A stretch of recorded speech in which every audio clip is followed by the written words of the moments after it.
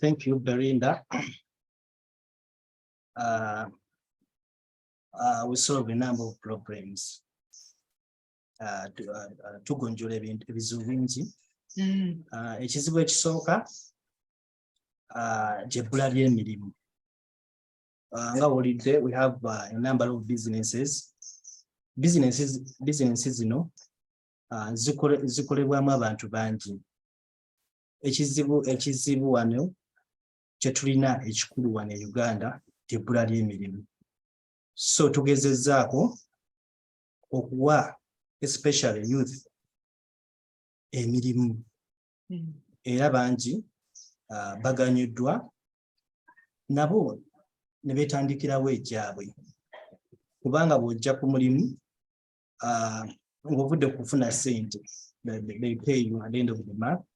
Naye you learn also, which is the most important thing, and it's practical. It's not like you go to university, you study a lot of things which you can't implement. But here we give you a job and you learn while we are paying you. Yet at the university, you are paying, but you are paying. Here we pay you at an experience. About university jibanoonya era abavubuka bangi nnyo bafuna experience nabo ne batandikirawo ki emirimu gyabwe. So ebizibu ebirala byetusolvinze nga tuyambe ku communities nga sponsorship, nga club z'emipiira wabeerawo kati nga enamasuba waliyo club ya wadi yaffe mwe tuli olubabeera n'obwetaavu ne tukola contribution so that club nekola ki netambuza emirimu gyayo.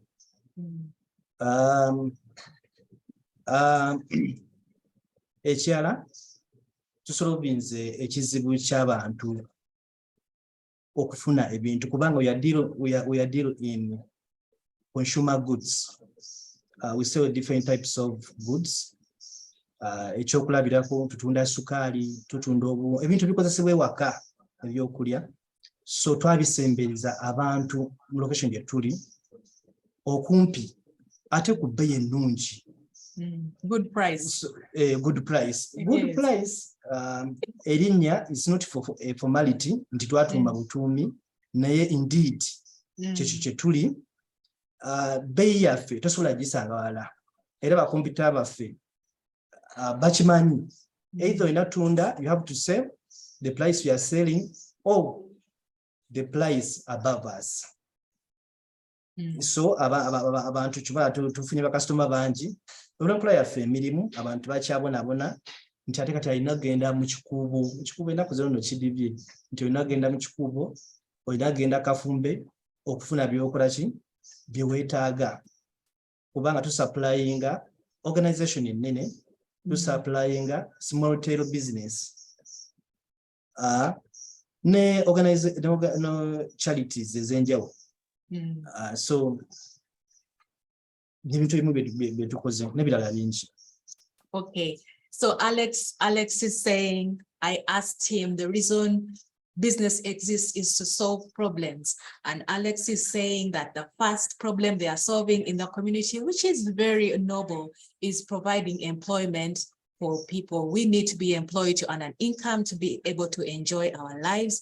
Then Alex also said that the community is close to his heart. And I am so humbled that the bit about making money is the one that he has mentioned last. And he's saying, of course, they brought consumer goods closer to the people. And we did not say that Wholesale Good Price Wholesalers is found on Entebbe Road. Sicho, Alex? Yes, Baliku Entebbe Road. Whatever he's telling you, temugenda mu Chikubo. You know what? We all know what Chikubo is like. Yes. So, Alex, we want you to tell us how did this whole story start? So, once upon a time.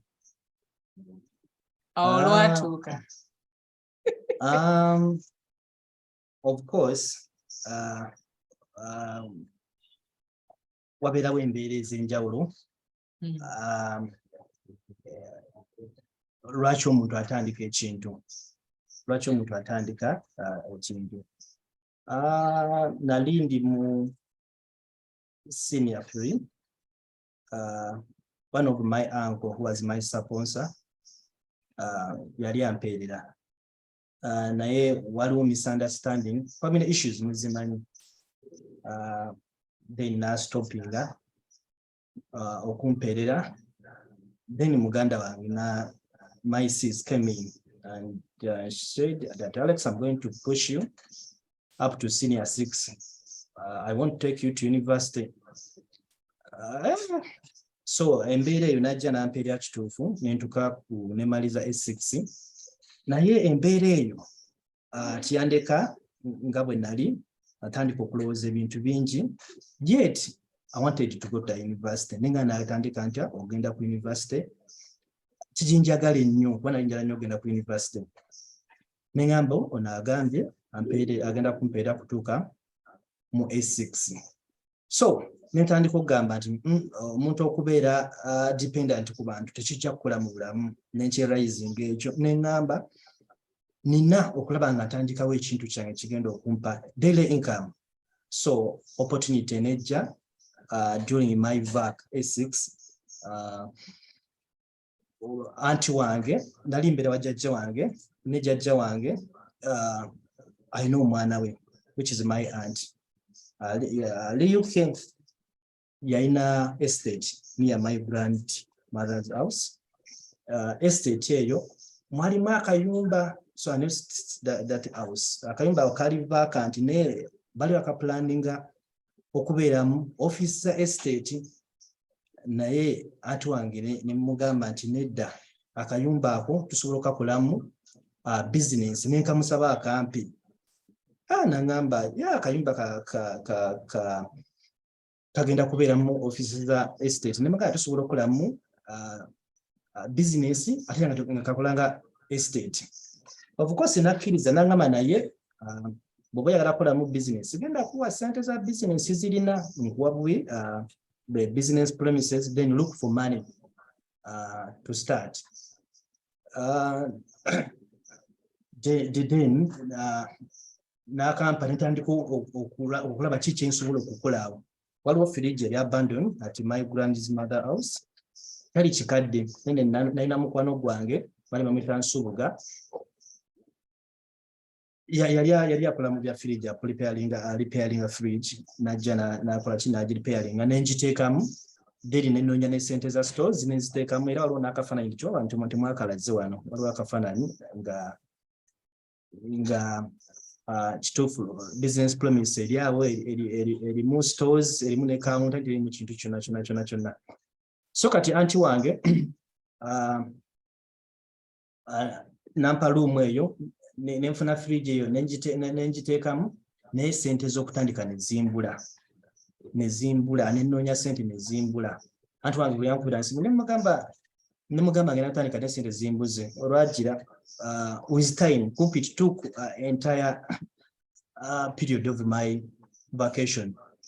Kyova olaba natandika 2 weeks ngenda kujoininga university nampa ssente $1,000,000 nentandika business. Up to now it is a history. Okay.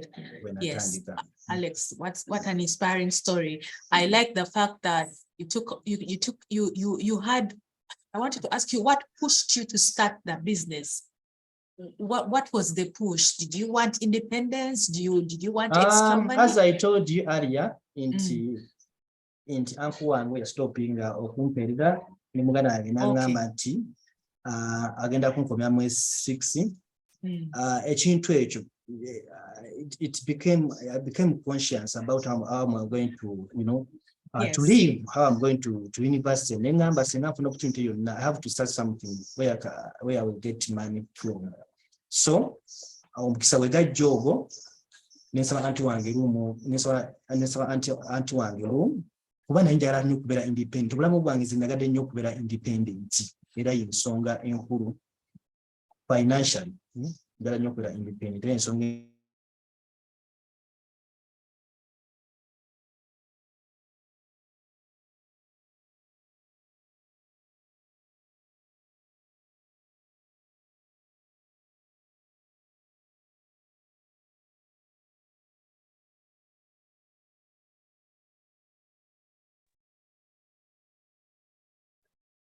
Okay. Yes. Alex, are you there? Alex? Are you there?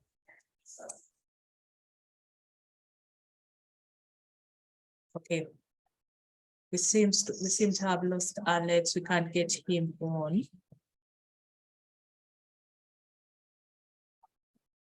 Yes, so Alex was telling us, I was asking him what drove him to start the business, and he's describing the circumstances that he was in.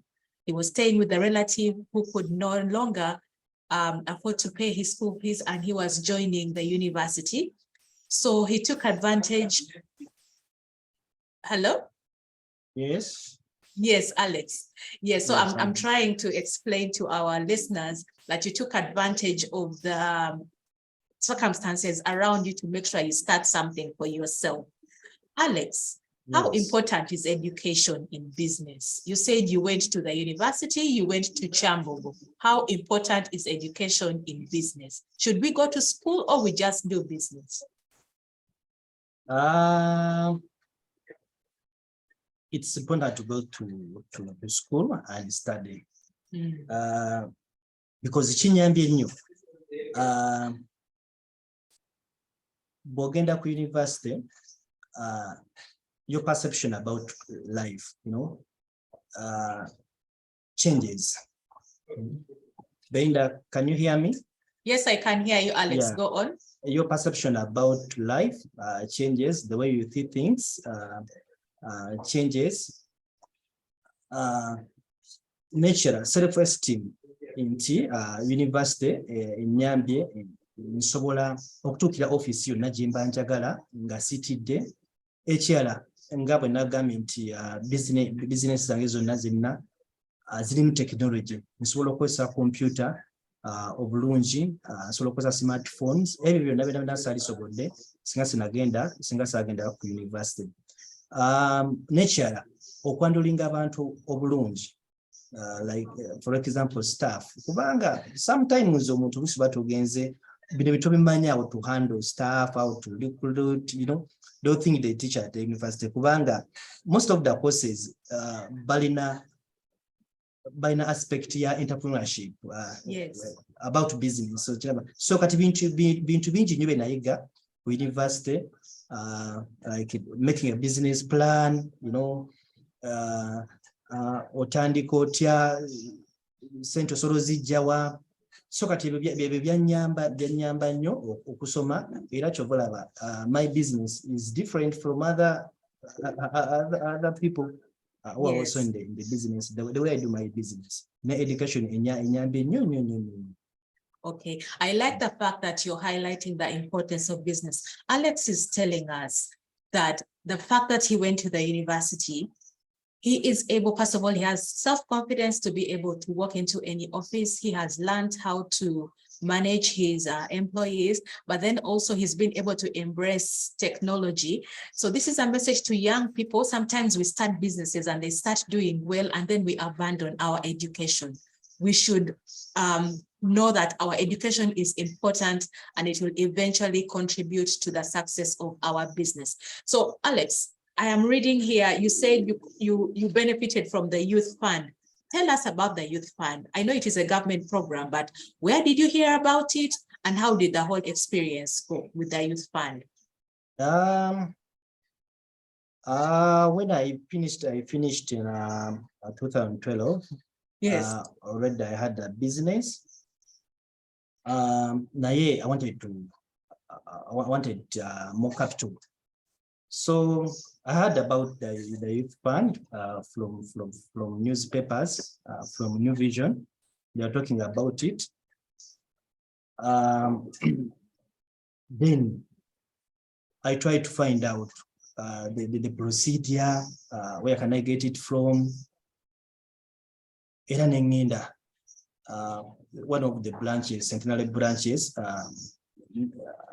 Then I asked about it. Youth fund, what they required. Good enough, local banze na business already into existence. bali bagala business omuntu ng'olina business bali bagala certificate from Enterprise Uganda then n'omuntu asobola okusemba galanta ebyo byonna nali mbirina era sente nenzifuna eza youth fund nentandikawo nenzikozesa okutandika mobile money because during that time mobile money was mushrooming. Mobile money etandise nga bantu batandise okujja appreciating. So beside my retail shop nateekawo business kuba na mu room yemu nateekamu mobile money nentandika okukola kyokukola kuba line nali ngipangisa bupangisa at that time. So mobile money omuntu yajjanga ku dduuka jjukira ajeyo sente ku mobile money at the same time alina kyagula awo ku dduuka. So kyanyamba nnyo youth fund yanyamba nnyo nentandika n'oku appreciating nti loan esobola okugasa kubanga nali I had negative things about to do with loans. Abantu baogera abantu batwala ebintu byabwe business zigudde olw'okuba loan naye nategeera nti loan bw'ogikozesa specifically ekyo kintu ky'ogigidde the reason why you have got it. Loan tesobola kukola ki tesobola kulemerera kupayinga back. Okay, so Alex, in that before this interview ends, you will tell us how to manage a loan, because in our discussion before we came here, you told me that you've taken quite a number of loans and you've been able to pay them back on time for your business. Well, yes, good morning. Those who have just joined us, we are speaking to Alex Bale. Alex Bale is a winning trader. He has a thriving business. He has so many lessons to share with us this morning on employment, on running a business, on paying loans, and using IT to run our businesses. So far, we have found out that one, education is very important for us to run our businesses. And also what I'm hearing from Alex now is the government programs that we can benefit from. He benefited from the youth fund. The youth fund through Centenary Bank was able to give him his first loan. And if you're speaking to Alex now and he says he has a thriving business, that means he paid that loan in full and he's got so many others. So we will talk about how to pay a loan later on the show. So we are still with Alex. These are some of the things that he's selling. Now, Alex, we are going to talk about the business. Yes. So you've told us the challenges that you are solving. Now, I want you to tell us what are the secrets of running a successful business?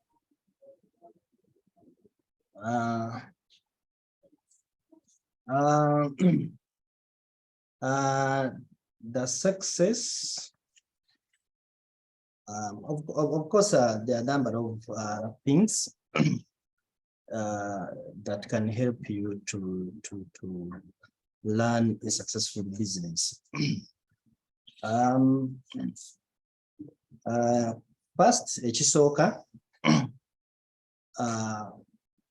kuba na good staff. Business zonna zolaba ezislavings zina ba staff, good staff.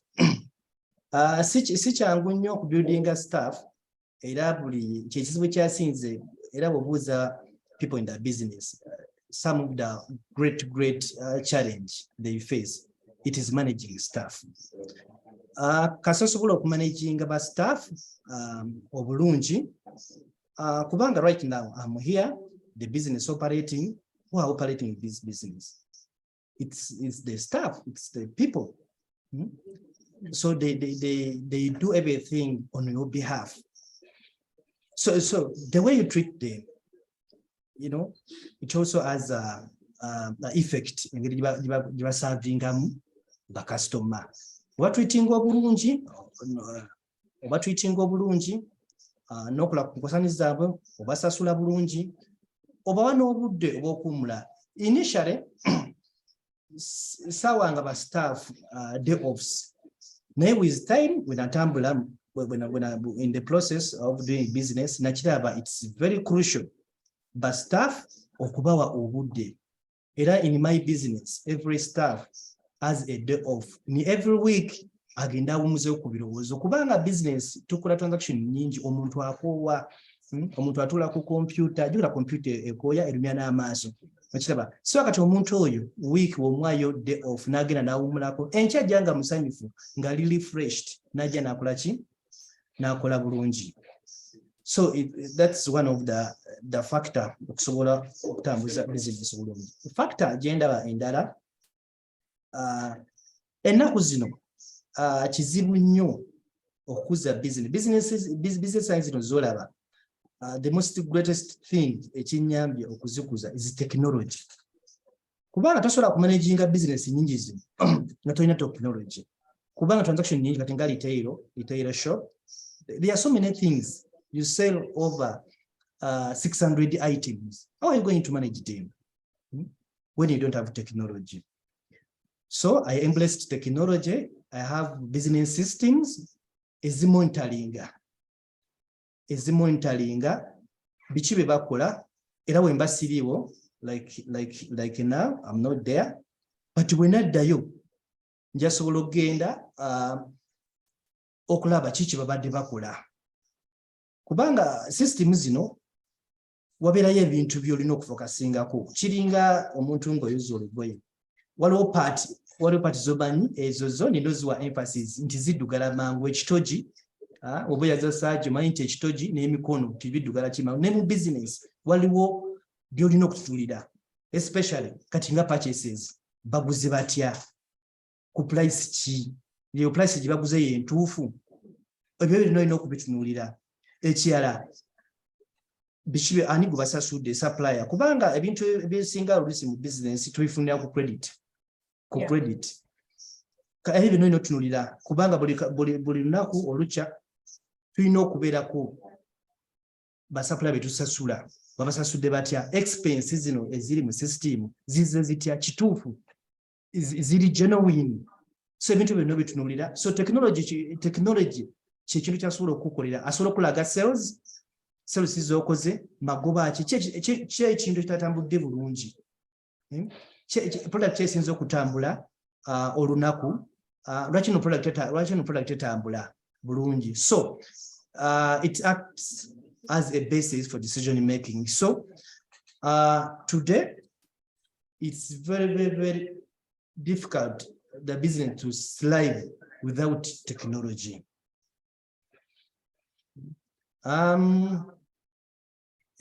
Ekyokulala kyendaba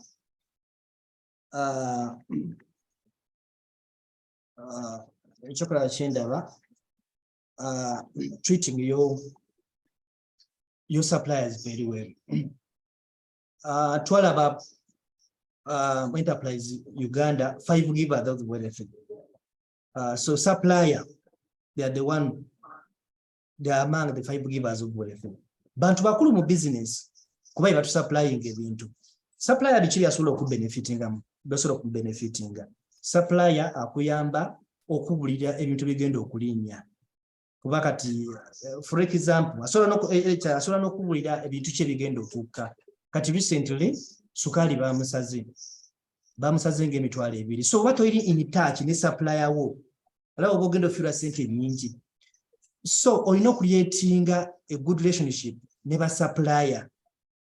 Bobo bewozeeko ebintu ng'obitutte on credit, making sure you pay in time. Ekyo kikulu nnyo era ekimesezza abantu bangi mu business bamuwa ebintu n'abitunda sente na divertinga mu bintu ebirala ebiri person. Supplier agenda omukubira nti bannange you are supposed to pay me today. What happened? Olumu ng'otakwata simu. So kati ekintu ekyo nkirabye nnyo kikulu kiremeseza business ogenda ki mu maaso kubanga nze dilinga n'abantu bangi nnyo ba suppliers the likes of like Indians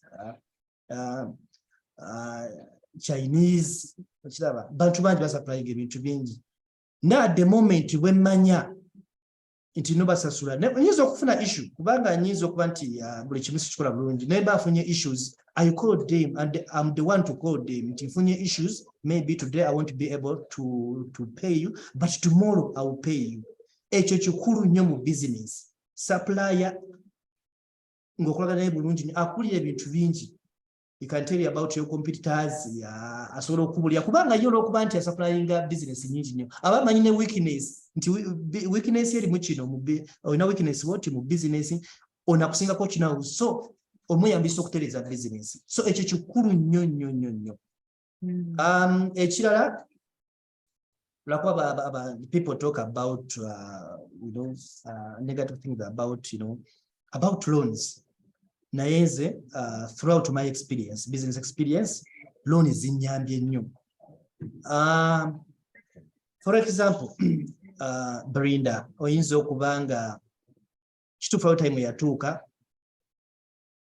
nga ndaba ebintu sibifunira mu budde olw'okuba nti olina okwayalinga omuntu maybe kuba kati wano njogera nga nkyali mutono ndi kaliteiro nga ebintu bitambula speed salina ssente nagenda mu setinale nempa ssente nengula pikipiki waliwo pikipiki wedda bwali obanga red bwalinga bugu bwali bavanga Japan nengenda mundeba nenkagula nanyambako okuspeeding up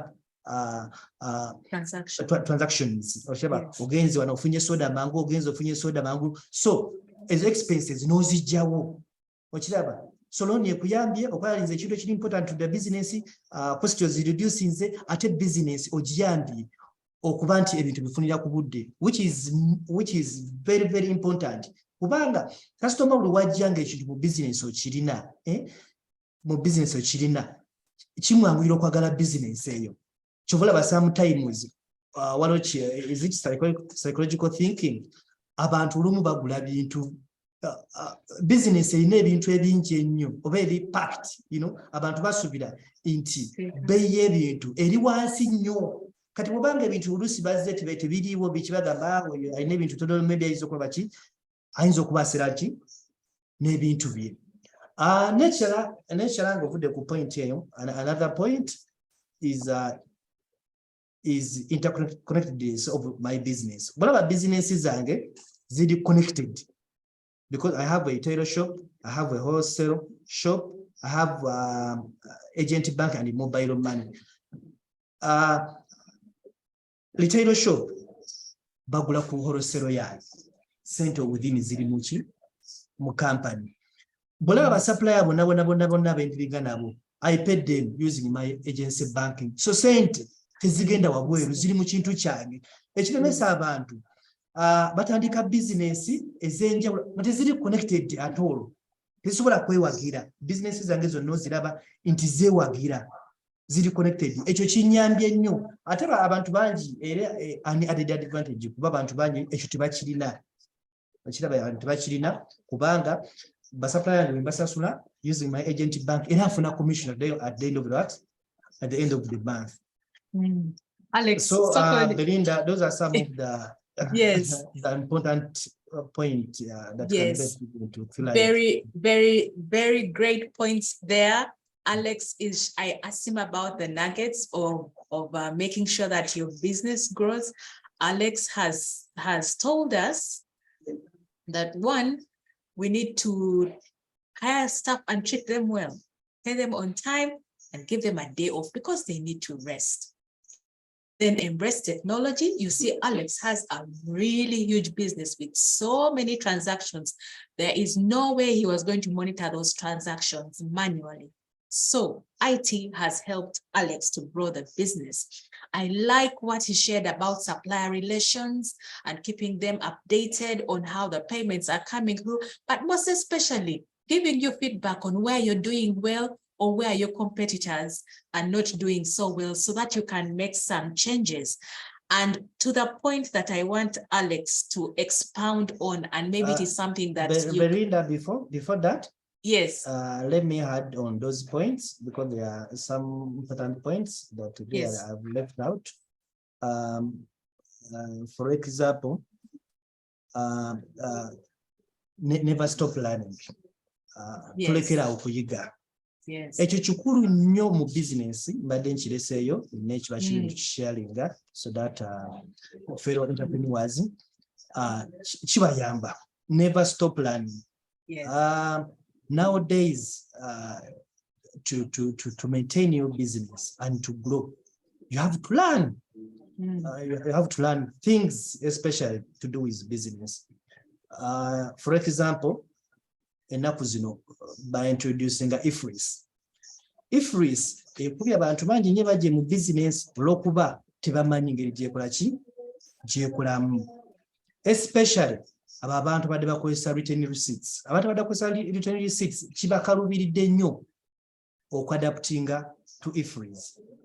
Nze ekinnyambye nti already mbadde nkozesa ki system, so akyannyanguira okuintegratinga ku IFRIS era n'okugiwa obudde okugisoma ekola etya, biki by'olina okuyiga, receipts, kubanga URL bakusanga ng'okuba receipts zino nga written receipts, buli receipt bagifayininga million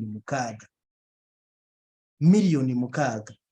So never stop learning, especially things which are crucial to your business, things which really in line with your business. Ekirala, balance your books very well. Balance your books very well. Ekisinza okutta business za wano ngaffe wano in Uganda, butakipinga bintu byaffe bitukola. Era Belinda, n'ogenda n'okola research, maybe where you stay, these small shops around. If you go and ask them, Ocho, show me your sales you have made today.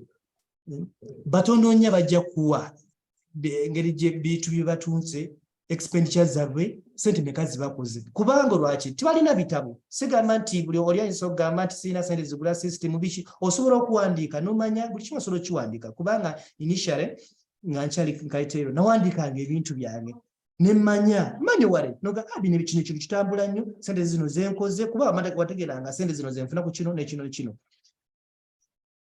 So kati oba osobola okukola ki okukitegeera. Ebitabo byaffe tetusobola kyobulaba bantu bangi yo areba kubye penalties, ejja nebuuza sales toziraba, magoba gokoze togaraba, abakubanja tobiyina, buli kimu tobiyina. So how are you going to make a decision for your business when you don't have that data? Because that data acts as a basis for decision making. Ogenda kukola otya. Kuba kati, for example, the wholesale I have, there are so many transactions that do occur a day. Ochiraba kubanga fe tukola balancing ebitabo byaffe every day. It is a must. It is part and partial of our business. Tulina okubalansinga. Tukola physical stock, physical counting.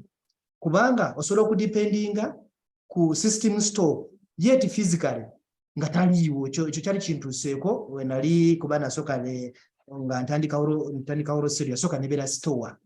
Kyatuwako ku store nga baana babbamu ebintu ne physically ku system ng'ebintu bikwatagana. Not the time nakirealizinga nti ebintu kituufu ku system byali byebyo naye nga physically tebikola ki tebiriiwo. Ate awo osobola okufuna n'obudde otegeere nti olunaku luno natandise ensawo za sukaali 10, ntunzeeko 5, nina kusigaza 5. You have to go there and count yourself nti ensawo za sukaali 5 weziri, kubanga bino ebintu Belinda tufunako sente ntono ku Wholesale. Olaba ensawo ya sukaali oyinza okuba ogifunako nusunga 5, okitaba kati bakubba ensawo emu eri mitwalo 19. It is a lot, eba enyingidde ne mu capital wo. So you have to be very vigilant and you have to balance your business every day. It is a must, whether you are there or not there. Put a system which can do that. Okay. And there's a bit of point says, but yes, we have no time. Alex, there is that point Jawayogedeko interconnectedness of the business. They are providing it with entrepreneurial opportunities inside the business. Yeah?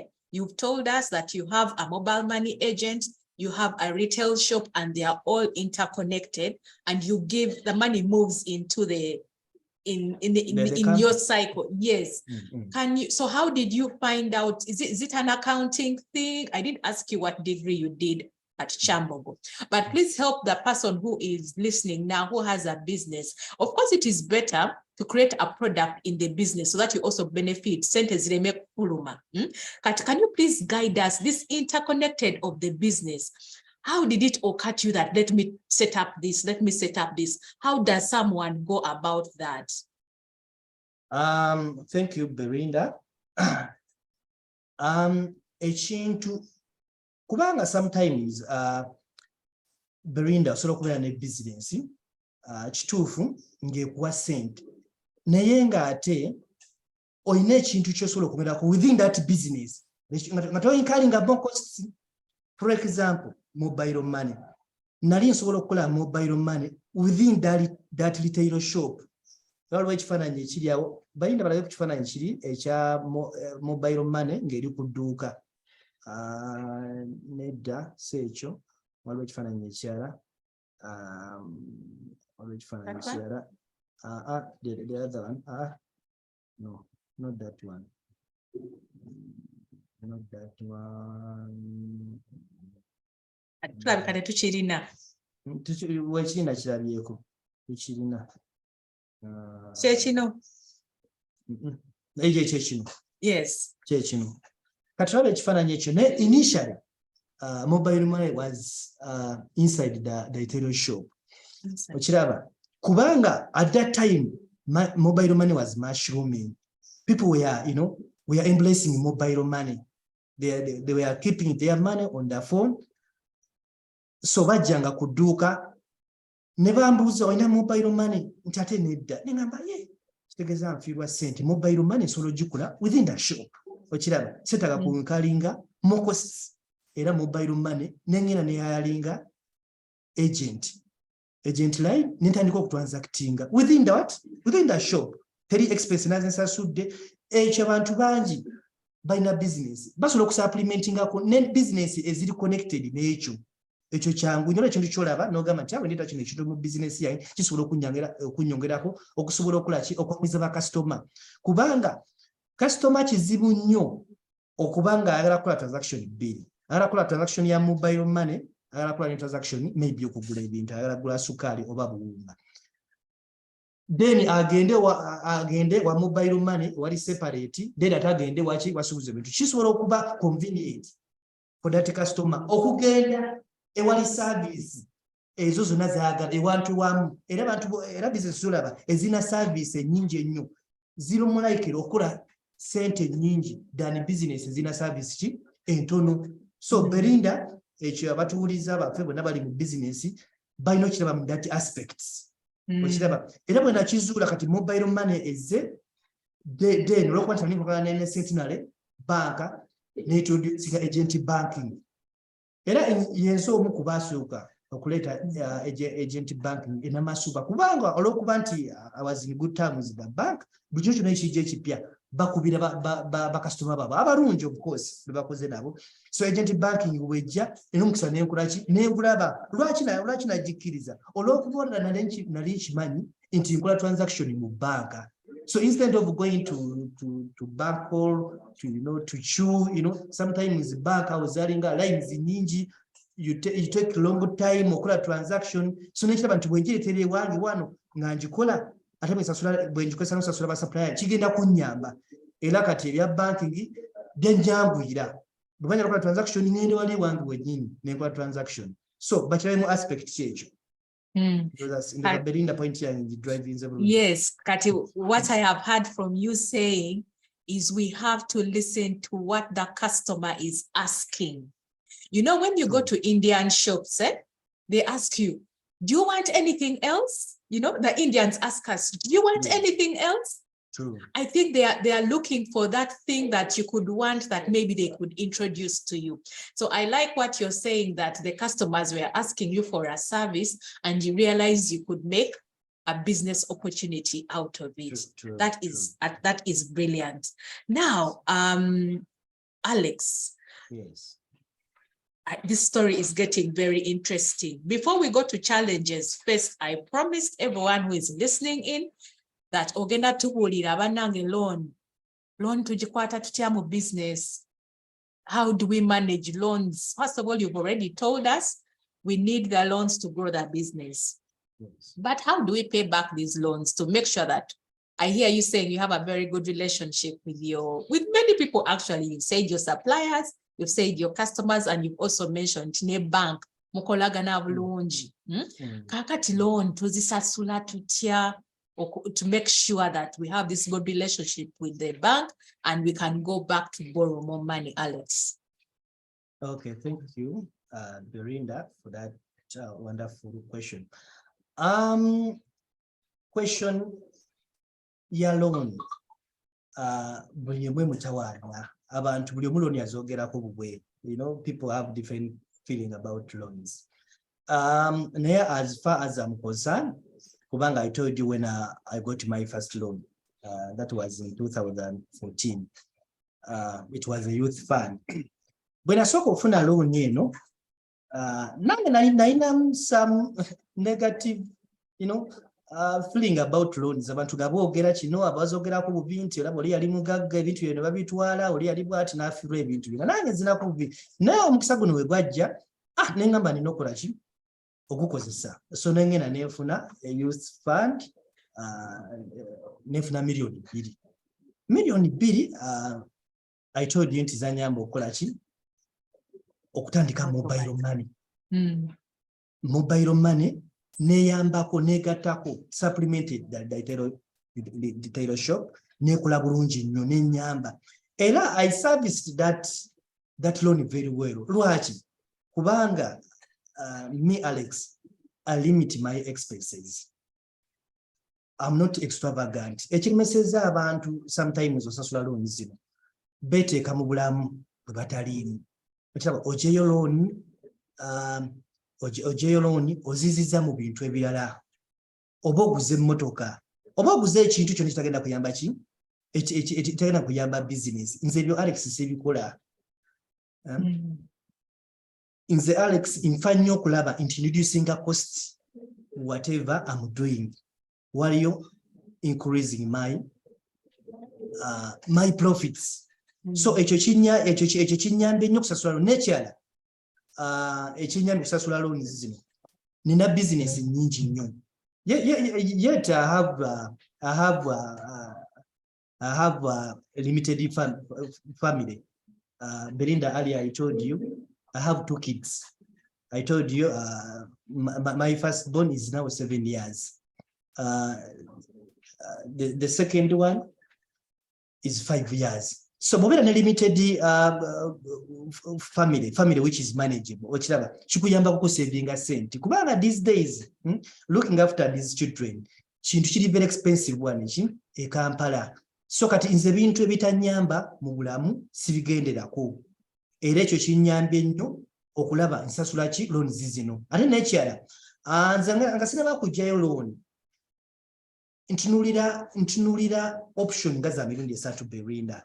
Nengamba senga loan eno enemerera okusasula kikyekola ku business zange nsobola ogamba nti this business specifically the profit I'm going to be getting at the end of the month I'm going to use it to pay the loan.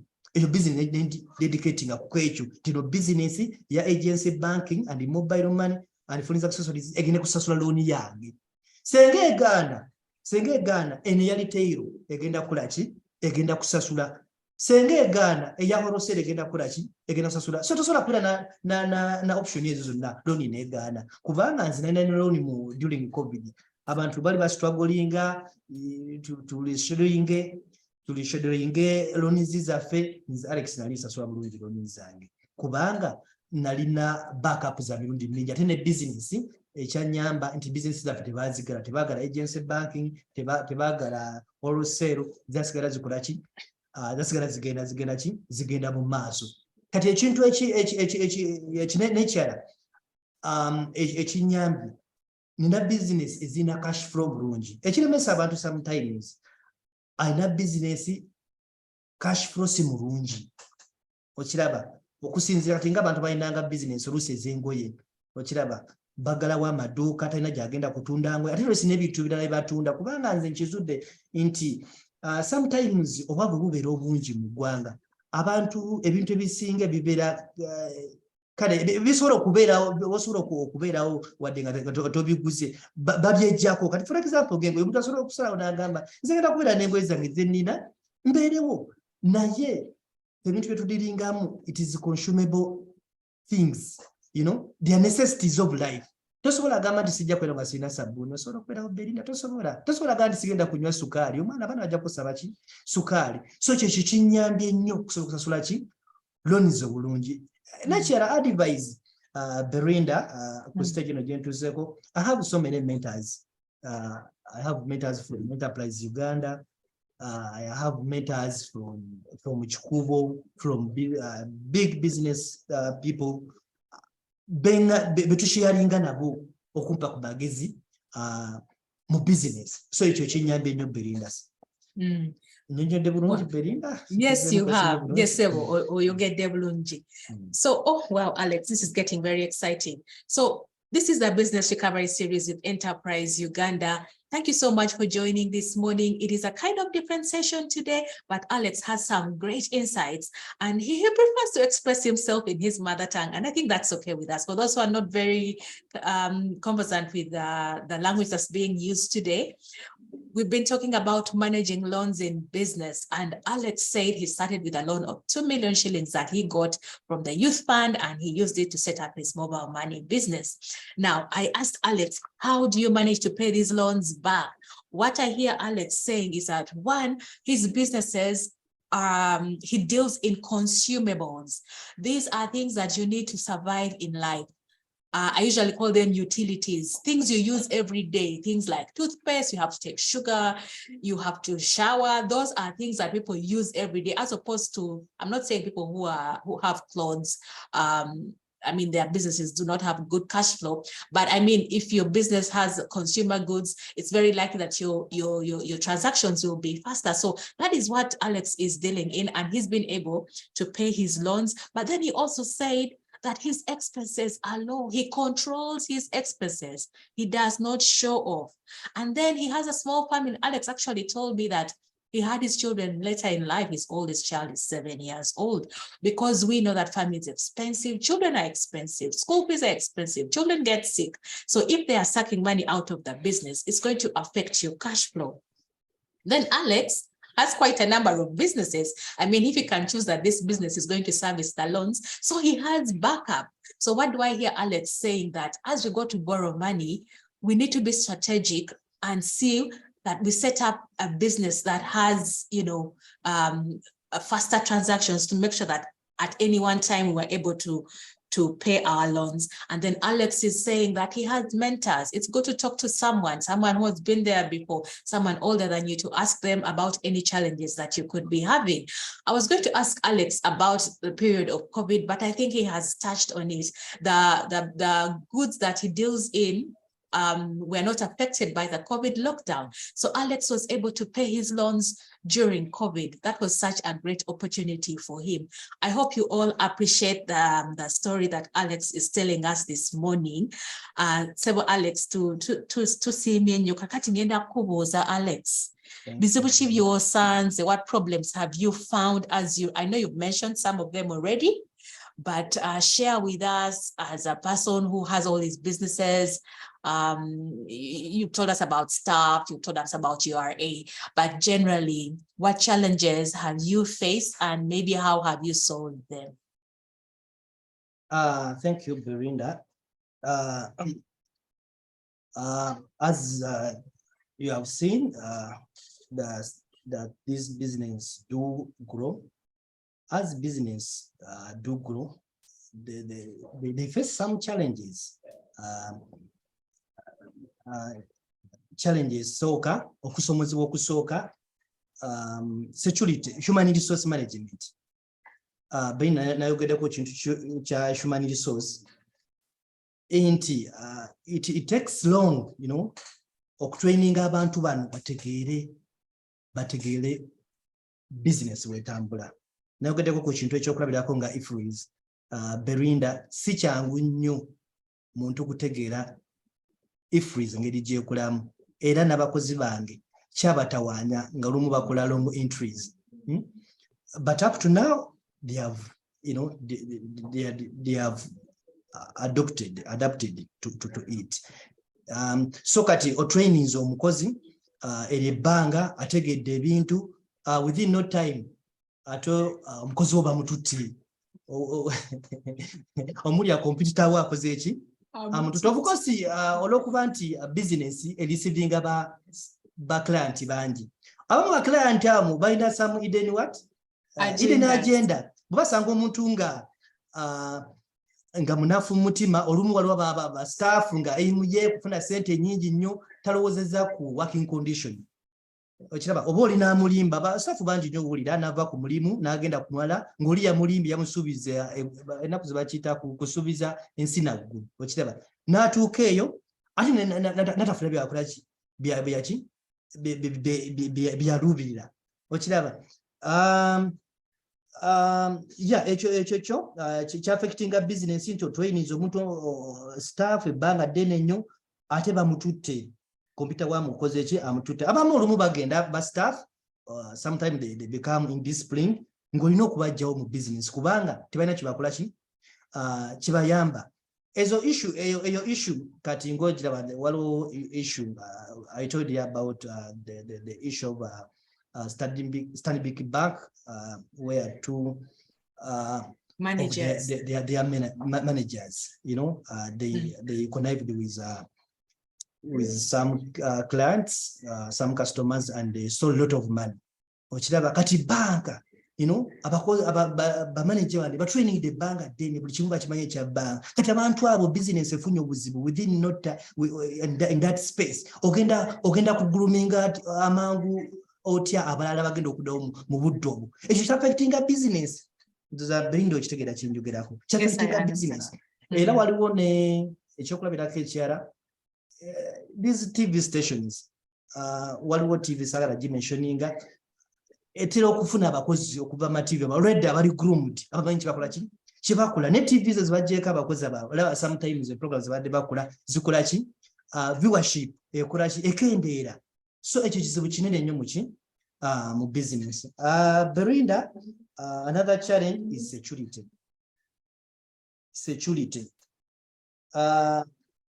As every time these businesses grows, you know, it attracts thieves. Era abatuwuliriza mena the fellow entrepreneurs and other associates kino kintu kikulu nnyo these days. Olwokuba economy mugiraba mwenna, economy Belinda si nnungi. Kiraba abantu bangi bafiirwa emirimu gyabwe mu COVID, ebintu beyi ziri waggulu nnyo. So economy buli omwe erina emu affectinze. Okiraba economy bwebeera nga nzibu, so other people resort to shortcuts nga obubbi. Belinda, recently 2 of my staff were abducted. They were abducted on their way to my agency banking. They were going to deposit money there. So in the process, niba abductinga abantu mukaaga. 1 was in a uniform, 2 were in a police uniform, and the other 3 they were wearing civilian clothes. Bajja ne babawamba bagenda okutwalayo ssente. Balina bali mu motoka ya Wish. Ne babawamba ne babatwala omwo. Kati these people they created a scenario kubali balaba ba witness inti maybe bana abaana bange balina omusango bali bakoze eki gwe bali bazizza nti bali bazibakwata otwale ku police, yet they were thieves. So they took them up to Lugazi sugarcane plantation, baba dropping eyo sente ne bazitwala. Sente zali nyingi nnyo.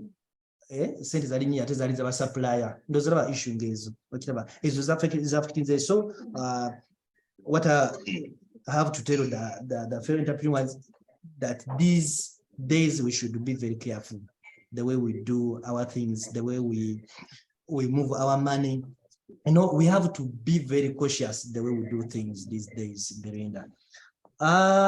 Challenge ndala I talked about jealous neighbors and landlords. Ngera bwomanyi Belinda ebintu byetebibulayo bw'osoma mu Genesis Cain ne Abel oli yawulira obujja n'amutta olw'okuba bali tebamu appreciate nze ne mu business mwebiri. So there would be entrepreneurs balina okukimanya nti bino bibeerawo kubanga omuntu asobola okituukako n'agamba business kankole ki betejja kusoboka kankole ki kanjigalewo. So ebyo gyebiri olina okubimanya nti abantu ababi gye baliko. Ekyokulabirako nga nkola retail ekyali mu retail sina ku upgradinga to wholesale. Naina one of my neighbors twali close ate nga tukwatagana naye ba computers bamuwanga sente okutuspyingako kutegeera tutunda bbeeyi ki bintu kibagula okiraba ebintu ng'ebyo. Naturally these days I'm not saying that all neighbors are like that. Even landlords. I also talked about landlords, jealous landlords. These days, Belinda, we have to be very careful when we are choosing the place of location and the landlords. The landlords abamu sigamba bonna abamu si balungi. Business wagirabanga ekula oba okyali awo balese ekipapula that we have increased what? Rent to increase. Yet these people, they don't put into consideration. In even these developments develop stock of business. All about credit, Belinda, chikumi kuchikumi kubasubuzi wa business zolaba 50% stock of Gubalina wa credit. Ekyo kijje kunzi nkimanyi wa credit kati omuntu bw'aveyo nalaba business nene bikiita so tamanya nti ebintu bino bisinga byaki bya credit basupplier batuwa ebintu ono credit ne tukula ntukola ki ne tubawa sente kati olita kiraba yewe walandlord bw'akiraba agamba musajja afuna sente akuze mangu nnyo ng'akola ki ng'akongeza sente. So ekyo nakyo kizibu nnyo. So tulina okubeera abegendereza balondero si bonna abamunze kati nga gyempa abamu balungi tebalina ki buzibu. Point endala ya URA. Belinda, as I told you earlier, that these days your business to prosper and to be in existence, you have to be knowing things to do with URA. Business nyingi zigadde wa misolo butamanya misolo. Nakwade ekyokulabirako ngekya ifris ejje bantu bangi mu business kubanga lumu tebamanyi ekola etya, yet it is obligatory, it is compulsory. You have to be with ifris. You have to be with ifris and you have to use ifris to do your transactions, you know, basic transactions. Bobanga tolina ifris then bagenda kuggalawo business bajja kujja bakubuuze. I told you nti buli receipt bagicharginga $6,000,000 ate nekira okuinstallinga the ifris system nakyo kya sente nyingi. Belinda, ba integrator abo obasasula sente, system ogisasula sente. Olina ofuna omukozi specifically nga knowledgeable about ifris. Okiraba olina okugula ebintu ebyenjawulo nga router kuba kati expenses zeyongerako. Olina okugula router, olina okubeera ne data buli mwezi, olina okugula data, olina okusasula oyo omuntu gw'oleese omupya, olina okugula extension za computers endala. So it is a big challenge these days. Era the advice gyempa ba fellow entrepreneurs balina okulaba nti bategeera ekintu kino ekya ifris. Ensolo basobola ogenda ku URA kubanga bo tebalina buzibu, basobola okusomesa buli kimu n'okufuna abantu abamanyi ki ebintu byo basobola okukola ki okuba batambula bulungi. Ekirala Belinda, long working hours. I told you about we have, you know, a series of businesses, you know, zetaaga obudde bungi nnyo. Zetaaga obudde bungi nnyo okumanaginga. Ekyokulabirako wholesale. You know, you have to be there very early in the morning and you have to leave late. As I told you, we have to balance every day. Physical counting, we have so many items. We have so many items. ezo zonna olina okuzibala on a daily basis. Olina okuzibala meka zimutunzire kuzesigalawo. So kiri strain naye twakimanyira buli kaseera devise means of how to do it very well so that you can live business very early. So Belinda, zezo issues ezimu endala ya family. Issue ya family bantu bangi bajogerako bulala nnyo buli omu. Okuleta relatives in business. China advantage ne disadvantage. Naye sometimes olustrate baganda baffe mu business naye nga ate olumu okuba commandinga okukola ebintu bya business, they delay, they come late. Ate kya affectinga kubanga boba ne relative yo mu business nga akola ebintu contradictory ne policies of business. Ate si kirungi eri ba staff bagamba nga muganda we oba relative we akuze kino bwe kitatu gamba tukere ate yakola ki ajalete ebintu ebyo be affecting business. So sigamba temuleta relative mu business mubalete ne balina okuba nga bakolera ku rules and regulations ziwa setting nga balina okuba nga bazigondera. Okiraba obanga tabazigondera nze mbanjawukana naawe. Olina okuba nga ogoberera ba fellow staff bo buli kimu kye bakola ebintu tulina bikolera ki mu budde tusobole okutambuza business ebungi. Oh, Kale, thank you so much, Alex. Wow, those challenges are so real. Alex has told us about human resource management, about the security of the business, jealousy of neighbors and landlords, family influence, adapting to the FP system, the long working hours taking a toll on the entrepreneur. These are the challenges that he has faced. It's now 9 minutes after 10. Our series will go until 10:30, and Alex will have the last 15 minutes for questions and answers. And yes, this is the Business Recovery Series with Enterprise Uganda. You can type your questions in the chat that you would like to ask Alex. And Alex, I will ask you one more question before we get questions from our listeners. So, okay, tell us about the opportunities that you have seized. Where have you won? Yes. Belinda, emikisa mingi nnyo gye nfunye oba opportunities zenfunye nakola business zino nga bwe nabadde mu slide zange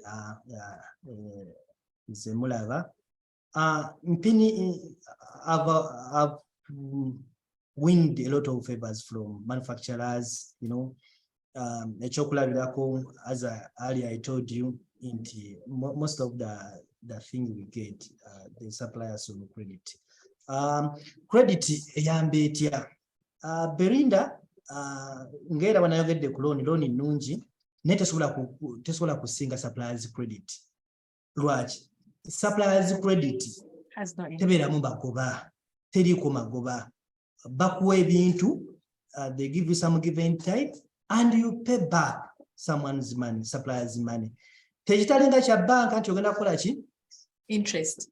Nti ogenda teekamu interest. N'ekirala, for example, we nali nfuna loan yasooka, Belinda, bajja ewaka, bagenda ku LC, bakubye ebifaananyi. Buli muntu yenna ku kitundu okwo alina okutegeera, Belinda, nti ogenda kukola ki? Ogenda kwewola ssente. Ebyo mu credit purchase tebiriiyo. Kasubambo ine erinnya, if you have a good name, that this supplier knows you have been with him some good times, akuwa n'ebintu nga tazze nawe wadde kulaba oba osula bw'oba okola otya. It is trust, the most important thing. N'akuwa ki? N'akuwa ebintu n'okola amagoba n'omudiza ssente zo. So kati bw'obanga okuze, nganze bwenkuze, ezo favors okola ki? Ozifuna. Era I want to urge my fellow entrepreneurs nti mwongeremu amaanyi, ezo favors mujja zifuna. Sometimes kati nsuubira okustopinga okufuna loans from banks. Kubanga bobanga osobola okufuna suppliers credits ekisinga ki obulungi. Belinda ekirala nfunye trip okugenda Dubai. As I told you earlier, my company was among the selected for Dubai tour financed by Mandela Group of Companies. So company yange bagironda. Of course okukola obulungi okuba nti tutunze bulungi nnyo nekya tusasula bulungi ekirala. So batulonda ne tugenda nengende Dubai. Belinda nali twakolengako abroad. It was my first time. I was planning it. Naye nekijja that earlier. Kubanga Belinda sagala kulimba. Saina na passport that time. Saina passport. Nabikolako mu bwangu speed kubanga ngabo manyi nti obeera first time oyagala ogendako agendako abroad olabe abantu bakunyumiza kino kiri bwe kiti totulanko mu nnyonyi kulaba how it feels to be in an airplane bafa ensi efaanana eyo kubanga Dubai bajoge ennaku zino abantu boogera nnyo ku Dubai. So I was there in Dubai. We visited different places in Dubai Mall, Burj Khalifa, and also we had some conference about the business. We discussed a lot, of course.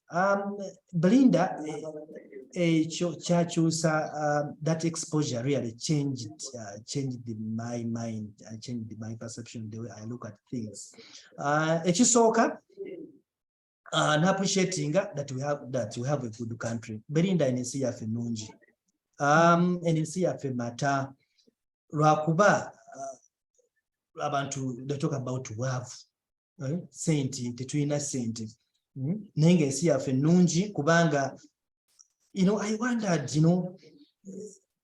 a desert country like Dubai, okulaba nti ekuze on that magnitude, amangu ennyo. Ensi kubanga ya musenyu yonna, okiraba kubanga yerina tourist attractions, ekoze artificial tourism attractions. Buli nsi abantu bava Europe, bava Asia bagenze just kulaba these artificial. Yet here in Uganda, we have natural tourist attraction. Nengamba naye lwaki tetu developing bintu byaffe kuba Uganda nzensule yali badde nga tourist destination area wano fawasinga ki abalambuzi okufuna sente ki ennungi. So akati bintu bingi nnyo.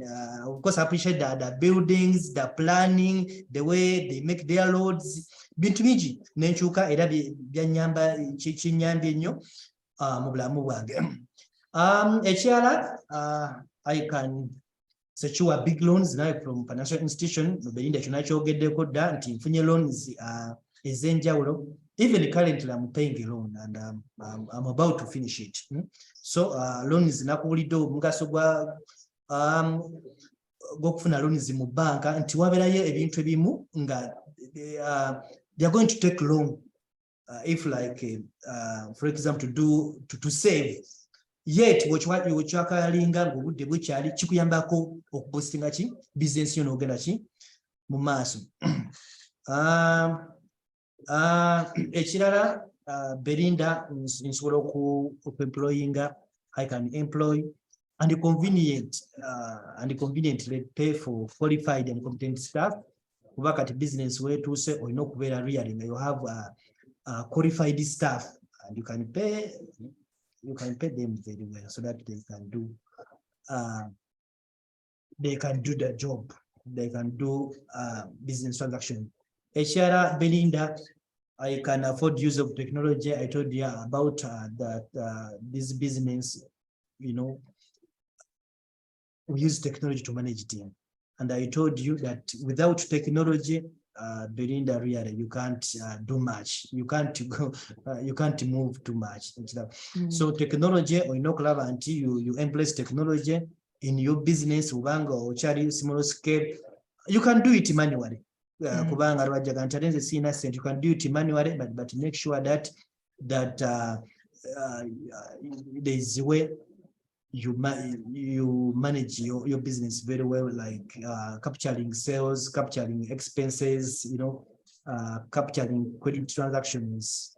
So Belinda, bintu bingi nnyo bisobola okwogerako ku bintu ki byenfunye mu business nekira reputation.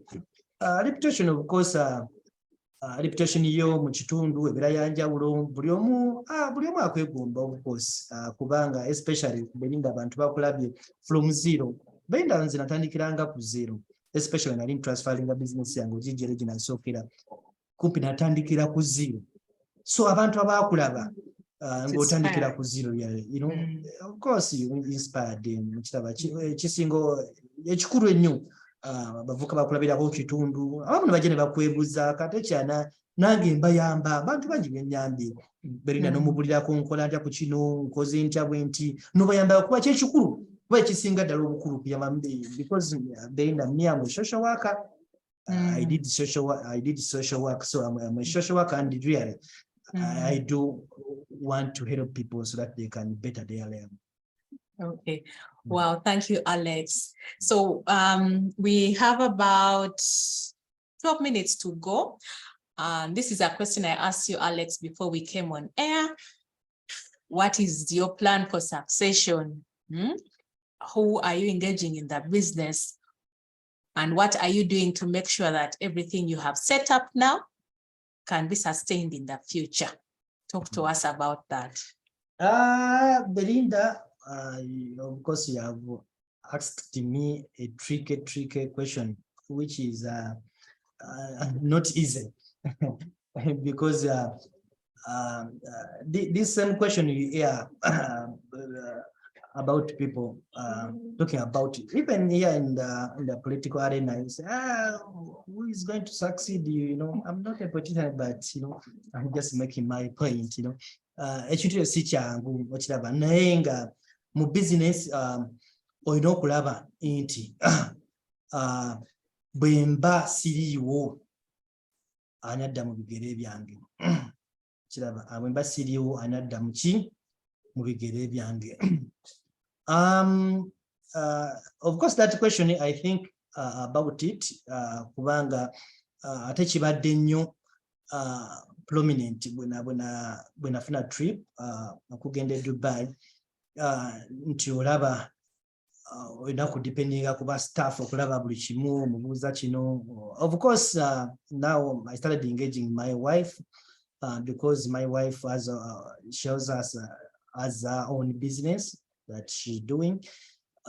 Naye mwengeginga muyange naye akole ki agitegeere kubanga abaana bange bakyali bato, as I told you, bakyali bato. Naye they are also other family members because one of the managers nga owa retail shop is my brother. You're managing a retail shop eyo. So I started engaging my wife okulaba nti ategeera the way I'm handling my business, so that when I'm not there, she's there to take the business ahead.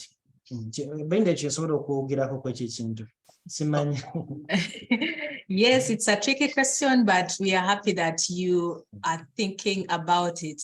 So, okay, so in the meantime, please give us your number. People are asking for your number, Alex. So to wear a number, abantu bakukubire, bakubuze ebibuzo bye baagala okubuuza, and then let's see how we can wind up this show in exactly 9 minutes with your advice to young entrepreneurs. So give us your number first. My number is 0775 85 03 71. Let me repeat it. 0755 85 03 71. That is Airtel. MTN is 0775 85 03 7. It is the same number, just you change the codes. Those are my numbers. Okay, Alex. Yeah. So advise young entrepreneurs. Is someone who is 20 years old in the chat. They say they want to get in touch with you. I'm sure they will call you, but speak to our young people. Young people are not just people who are young in age, but it's also people who are new entrepreneurs, people who are starting out. We would like you to advise us as we come to the end to this of this show, Alex. You've been such an inspirational speaker this morning. So give us advice before we end. Thank you, Belinda. The advice I can give to young entrepreneurs, first, start now and with what you have. Belinda, bantu banji balemereddwa okutandika.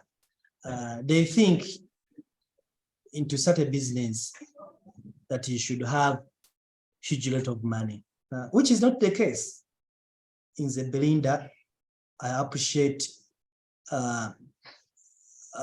the thinking of starting small. Kubanga botandika ngoli mutono, Belinda oyiga buli kimu.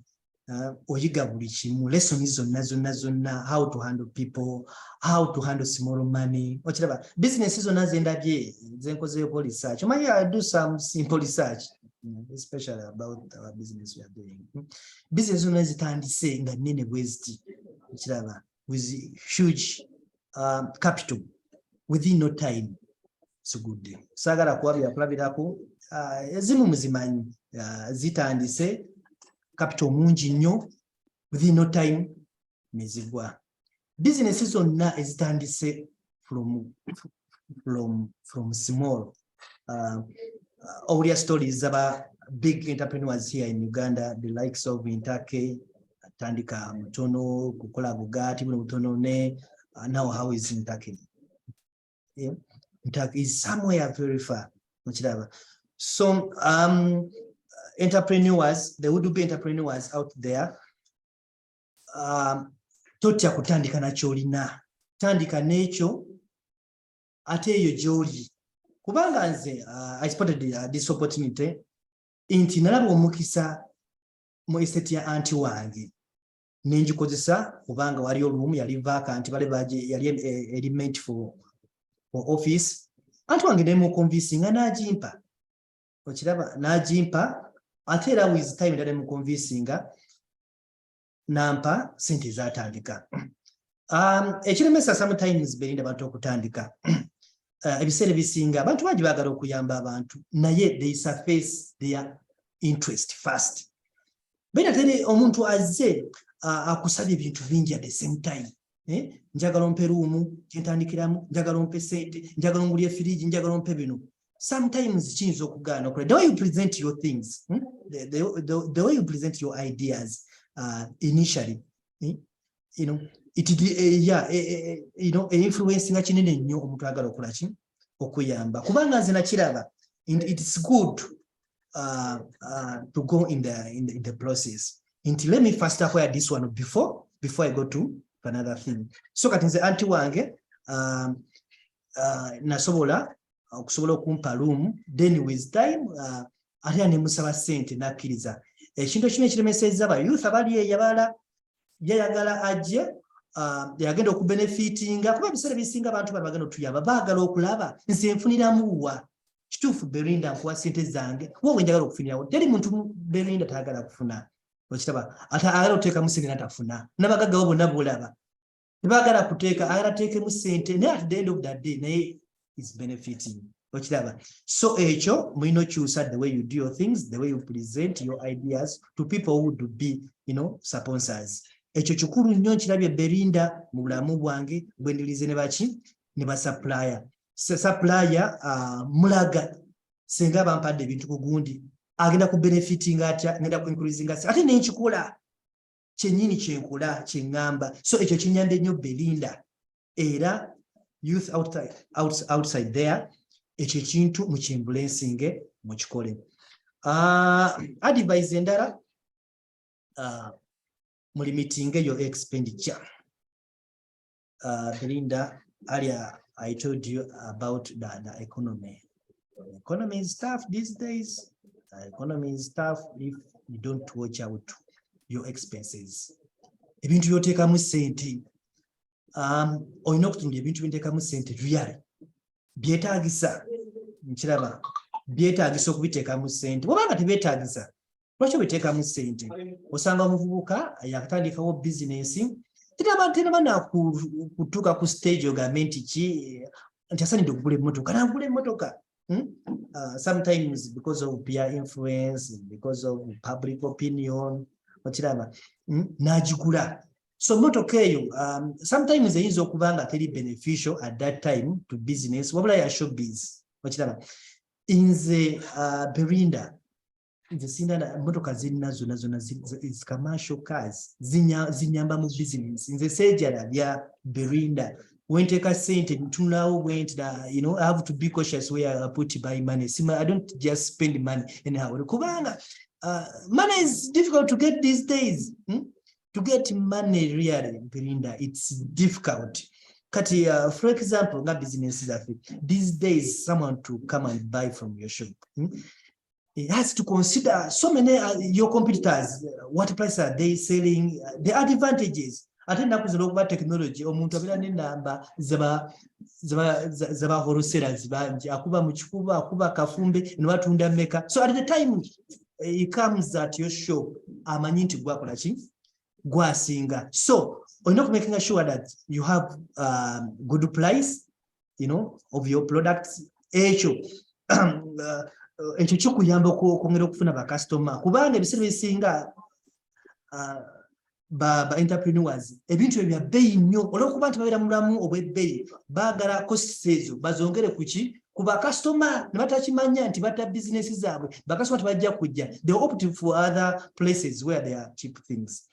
Being as a point yange tegeekese bulungi. Ekirala Belinda tulina okuspecializinga even though I have so many businesses. I told you that my business, they are interconnected, ekiziyambyeko ki okukola. Ennaku zino n'ekirala ekisudde nnyo business kukola business nyingi. Eno business nakusitolinga bulungi nnyo tunana kugitegeera kugimanaginga bulungi nnyo tunana kufuna ba staff team tunana kuterera bulungi nnyo then you open up another business. Ekyo kikulu nnyo kisudde business. Business nyingi nnyo zemanyi ezigudde because of over diversification. Nkiraba tunaba kuterera wano oguddewo wano. Okiraba tunana gitegeera business eno bulungi nnyo ate oguddewo endala. Business zange zonna I've given them time. I started with retail. I know what it means to learn retail. I know the factors on my fingertips, how to learn a good retail shop. So at the moment, when I opting up Bundi, ngabi no bimanyi. So at point there was a Belinda point. Akade kagenda katkwata Aneshara Belinda never allow your business to depend on employees. Ekyo kikulu nnyo. Business kudependinga kuba employee kisobola okuaffectinga business kubanga senga employee oyo ofuna obuzibu naye obatandika oku misbehavinga ngulaba takyali important to the business okiraba bwavaawo business eriki ebeera affected. So kyengamba fellow entrepreneurs balabe business yaabwe wabeerawo systems business kwetambulira so that nti n'oba omuntu ono agenze kyangu nnyo kweta omuntu omala somewhere nomufitinga n'akola ki natambuza business. Ekyokulaba tasobola okuwa I'm a football fanatic, I love football and I support Arsenal although we are beaten but nothing to do. Ekyokulaba tasobola okuwa ekirala ku Lionel Messi yali mu Barcelona yali muzanyi w'amaanyi era okola decision yo okumutunda kyakalubirira Barcelona for some good time tebagala kumutunda balaba tiimu kwe dependinga ndoza Belinda wadde tumanyi nnyo bya mpira naye wamuulyako Lionel Messi tiimu kugamba yalinga kwa dependinga nga Messi watabeera mu match bagamba bane Barcelona tegenda kukola ki tegenda kukola. So ekyo nayo kijja ku business zaffe si kirungi kukola ki ku dependinga era walaba Messi bwe yava mu Barcelona strugglinga yatandika okukola ki okustrugglinga bagenda of course bagenda batryinga okukola ki okikomyawo naye nga it's not good to depend on employees. Ekirala never stop learning. Entrepreneurs and the would-be entrepreneurs never stop learning. Kubanga business it's like you are pursuing a degree at university because every time you go to lecture room they are introducing new topics. They are teaching you new things. Ne business wetu buli kaseera Belinda transaction zijja ebintu ebipya bijja mu business nagambeko ekintu kya ifreeze olina okukisoma n'okitegeera at the moment kasita bikuleka ebintu bipya nga tobitegeera bulungi nnyo business ebeekolezeki ekulemi emisolo ennaku zino olina okusasula emisolo gifuuse emisolo olina okugitegeera olina okusasula mu budde kati it's mandatory okuba nti company ogisalinga ne NSSF National Security Fund nosasula emisolo gye ba staff you have to pay abakozi and it is a must bw'oba tosobola kubikola then mu business toliimu so never stop learning you have to keep learning especially pertinent issue that has to do in line with your business. Belinda Shara, balance your books always. I told you earlier that we do a daily bookkeeping. Bitabo byaffe tulina okubibala buli kaseera Belinda. Belinda ndowooza zeezo nyingi nnyo naye because of that time ndaba ngamba obudde bukoze ki butulese. Mwami Bale, abantu bakusiimye in the chat. Thank you so much for your time today. Oh, we could talk until the day ends. Thank you very much for sharing. Oh, my mind is open. You've been able to explain so many things in a simple way, and we are really, really, really grateful. Thank you so much for listening in today. Everyone said the session has been very practical. Mwami Bale okoze bulungi nnyo ssebo weebale nnyo we're very generous. You've opened your heart and shared all these insights with us, and we are very grateful. Thanks to Enterprise Uganda for always scheduling for us the presenters that we need to drive these business lessons home. It's been the Business Recovery Series. My name is Belinda Namtebi. And yes, we've had a good 1.5 hour sessions this Thursday. I hope you have learned something. Please join us again next Thursday for another interesting session. And I will ask Mr. Bale to say bye to us nicely. Mwami Bale, see you. Belinda nianza omukusa guno ne kansooke ntumireko abantu bange especially my staff abakola okulaba nti business zaffe zitambula abakoze omulimu mulungi nnyo Belinda ba staff n'aba good staff abakoze omulimu mulungi nnyo netumirako ne mukyala wange n'abaana bange bonna n'abantu ba supplier bange abanyambye okulaba nti business buli omu alaba kyakoze okulaba nti business zaffe zikula nga bwe ziri. Belinda weebale nnyo. Okay. Thank you too, Mr. Bale. And we have come to the end of this session today. Have a great Thursday and a great weekend ahead. Bye from Enterprise Uganda.